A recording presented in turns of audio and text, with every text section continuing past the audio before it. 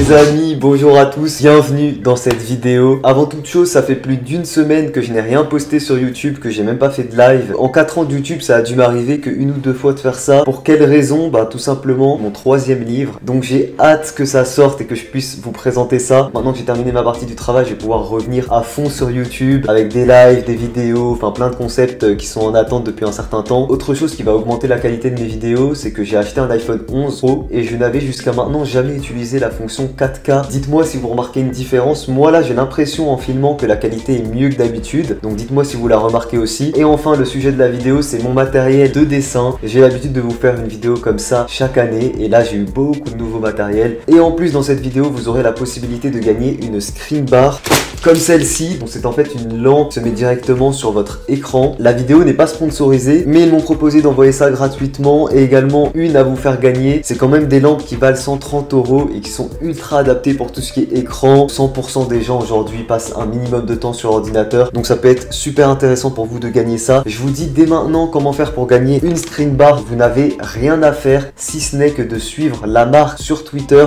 et de me suivre sur Twitter. Ensuite je sélectionnerai quelqu'un qui suit les deux comptes et je vous fais gagner une lampe comme celle-ci. Mais vous n'avez pas de Twitter, bah c'est l'occasion de vous en créer un en quelques secondes. Et puis voilà, je pense vous avoir tout dit. Donc c'est parti, je vais vous emmener pour la présentation du matériel. Alors bien sûr il y aura le matériel que j'utilise, donc les feutres, les crayons, etc. Mais j'englobe aussi dans tout ce qui est matériel, tout ce qui est lumière, meubles de rangement. C'est également des choses que je vais vous présenter dans cette vidéo. C'est parti.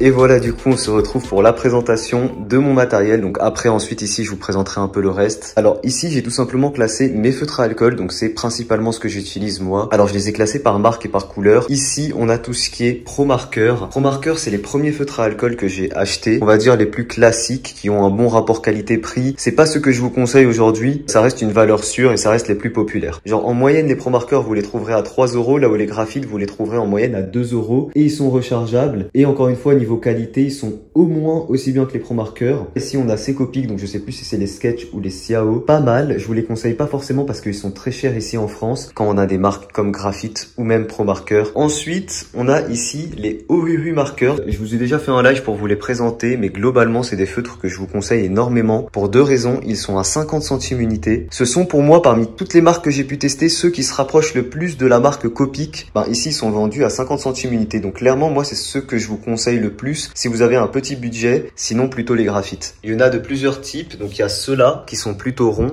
donc ceux-là aussi, et on a également ceux-là qui ressemblent beaucoup au Copic, ultra validé. Ensuite, alors d'autres feutres que je valide beaucoup, du coup ce sont des graphites à pointe ultra fine. Donc je vous les conseille pour les mêmes raisons que j'ai pu vous conseiller les autres graphites. Au final c'est la même marque. Cependant, ils vont avoir une pointe ultra fine et une pointe brush. Et la pointe ultra fine, quand vous faites des dessins avec des tout petits détails, c'est vraiment sympa d'avoir ce style de pointe en feutre à alcool, quoi. Parce que globalement, tous les autres feutres, il n'y en a aucune qui a une pointe aussi fine que ça. Donc vraiment pour les tout petits détails, c'est vraiment l'idéal. Et sinon, il reste de très bonne qualité comme les feutres graphite de base. Parmi tous les feutres à alcool que j'ai pu tester, ce sont ceux qui m'ont le plus déçu. Une utilisation, ils étaient déjà quasiment secs, des feutres à alcool chez Alleop. Alors tous ceux-là, vous les connaissez, ce sont les Twin Marker, les Touch New, les Touch 5. C'est la même gamme, c'est le même délire. Ce sont des feutres sympas pour commencer parce qu'ils sont vraiment pas chers. Ils offrent quand même une bonne qualité de coloriage, ça reste du feutre à alcool. Il y a quasiment pas de traces quand vous coloriez. Donc ça reste une bonne qualité et vous pouvez même les trouver moins chers que les Ohuhu Marker si vous les achetez sur Wish avec des promotions. Clairement, quand on voit de toute façon mon matériel, on voit que je kiffe les feutres à alcool et le reste bof. Mais ça reste quand même de très bons crayons de couleur. Voilà, c'est la seule chose dont je peux vous dire. Si vous voulez plus de détails, j'en avais fait une vidéo. Ici, on a des crayons de couleur de moins bonne qualité. Je vous les conseille pas si vous faites le même style de dessin que moi. Ça, c'est tout simplement des feutres à eau. Je les ai testés juste pour la vidéo, je les ai plus jamais utilisés. Clairement, les feutres à eau, je déteste utiliser ça. Mais voilà, des feutres à eau qui étaient,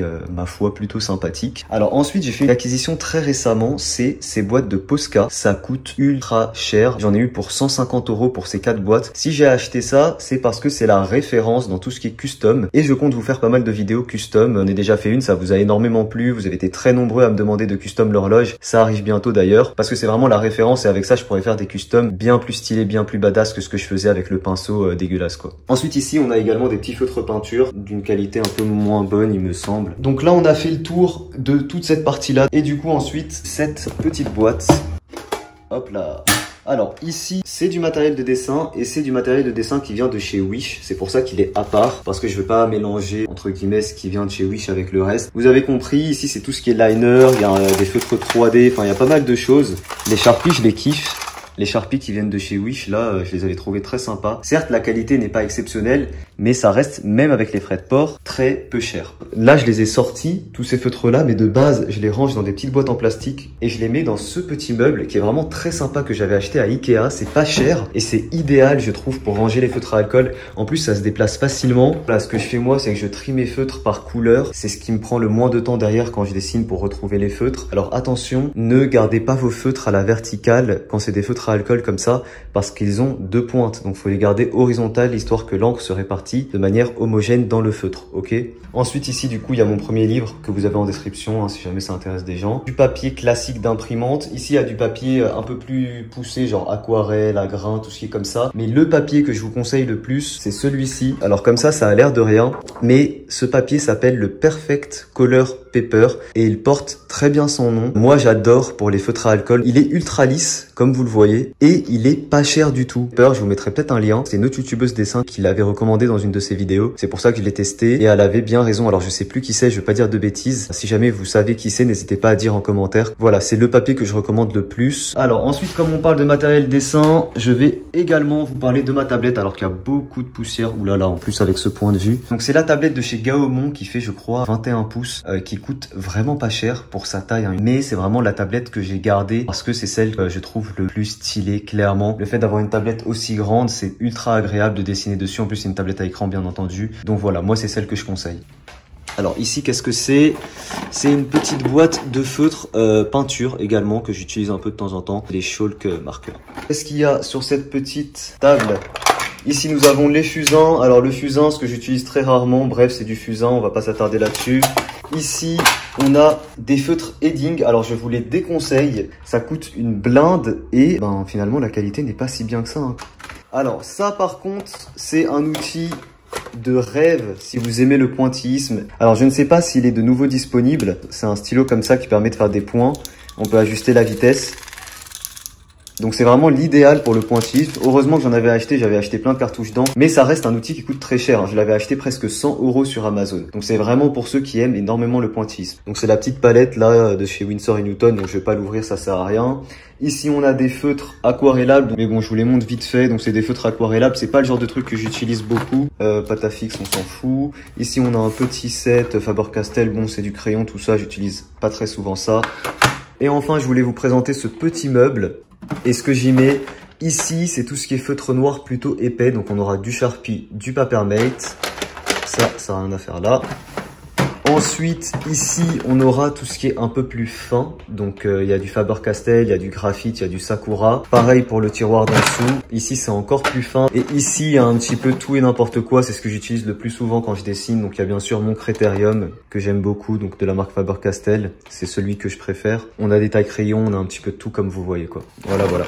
Mais le meuble est très sympa aussi. Alors celui-là, c'est un meuble que j'ai acheté sur Amazon. Vous tapez meuble de rangement, vous allez trouver très vite. Les lumières, du coup, j'utilise cette lumière de base. Maintenant, j'ai celle-ci en plus qu'on va tester également. Le setup, je vous le montre quand même vite fait. C'est des bras flexibles. Donc, vous tapez bras flexibles sur Amazon et vous allez trouver. Ici, on a une webcam. Ici, on a une autre webcam. Donc, quand je live, il y a cette webcam qui filme le dessin. Il y a cette webcam qui filme ma tête. Il me manque pas mal de trucs. Comme ici, on a un petit peu de la peinture, des petits trucs comme ça. Ici, il y a des boîtes de feutre, il y a de la Fimo. Enfin, la Fimo que j'en fais plus du tout. Il y a vraiment beaucoup de matériel, mais je vous ai présenté rapidement ce que j'utilise le plus souvent. La nouvelle acquisition qui va signer cette année 2020 en matériel et surtout en vidéo, c'est surtout cette petite partie de Posca. Du coup, c'est parti, on se retrouve pour tester la screen bar. Alors, les amis, on se retrouve après le test de la lampe. Alors déjà, premier point positif, elle s'installe en 2 secondes. En fait, vous avez ça pour faire les réglages au niveau de la lampe, donc je vous la montre après. Vous avez là-dessus un câble qui se divise en deux. Ici, on a un port USB qu'il faut juste brancher sur l'ordinateur pour le faire fonctionner. Et on a un port qu'il faut brancher sur la lampe directement et la lampe vient s'installer comme ceci. Donc c'est vraiment extrêmement simple. Et ici, on vient la maintenir grâce à ce système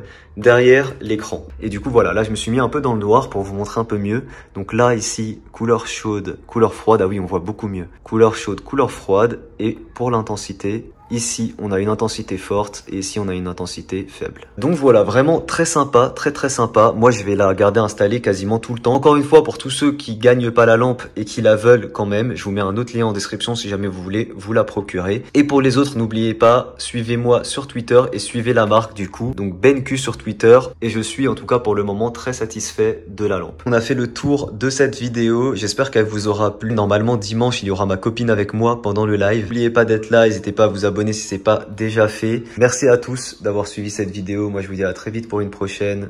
Ciao tout le monde.